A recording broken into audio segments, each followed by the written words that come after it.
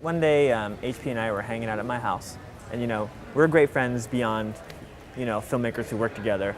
So we were just hanging out, talking about, things that friends talk about, personal things, and one day I was kind of like, I was like, hey, I really want to make a movie about sex, And he was like, oh, I've got a really good idea for a movie. You want to take a look at it? I was like, yeah. We can't be the first couple to be talking about this stuff. And that's normal, right? I mean, how many couples do you know that keep that fire lit forever?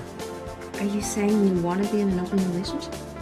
I think the concept of modern is pretty ironic. I mean, our lead couple is constantly talking about how modern they are, but and I think part of why that there's this, I mean, there's this idea of this older film in the movie that runs as a thread in the movie, this pre-code movie, and I think the idea behind the pre-code movie is to give kind of context to the word modern.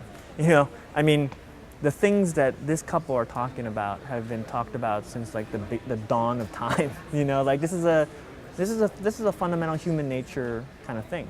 Well, I think the three couples kind of represent, they just represent couples with different ideals, and I think HP sets up like kind of a chessboard and see how they clash in a way, And so the dynamic between two people are never the same, but also the dynamic between two couples is never the same. So, that dynamic is a big part of it's the glue of the whole movie.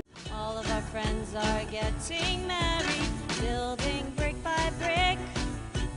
All of our friends are getting married, Roman Catholic.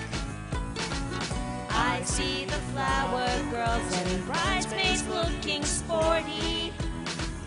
I stop until I realize. All the sex scenes have their own look. The first sex scene is all locked off because it's trying to emphasize the routineness of it. The second sex scene, which is when they're actually cheating, the whole scene you'll see is handheld and free flowy, and we didn't shoot it with any actual design. I think I actually operated on a lot of that stuff, a lot of those sex scenes, and it meant to feel less designed. It meant to feel more in the moment and just, you didn't know what was gonna happen, So that's how we shot that. We shot it without, just action, and then I just kind of went intuitively where I thought I should go, in kind of a way, And it was all handheld and kind of free flowy. And then the last sex scene, which I consider kind of a hot sex scene. That's kind of my idea of a hot sex scene. It feels like real. I feel like they're really having sex. When I watch it, I'm like, God, they're really going at it. So, that scene was designed because it was in a certain way. It was like a really slow dolly in because it's all emphasis on them, and I thought that emphasized their relationship because it goes right into this really tight close-up of them.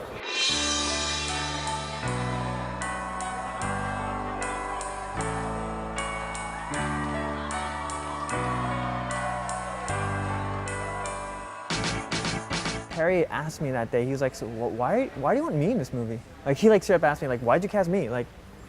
And I was like, well, I think that you could pull off being a douchebag and likable at the same time, That's a really important thing about the movie, I mean, everyone's got a douchebag side of them. I think everyone's got unlikable things about them. That's a huge part of the casting because, these characters are wildly flawed characters.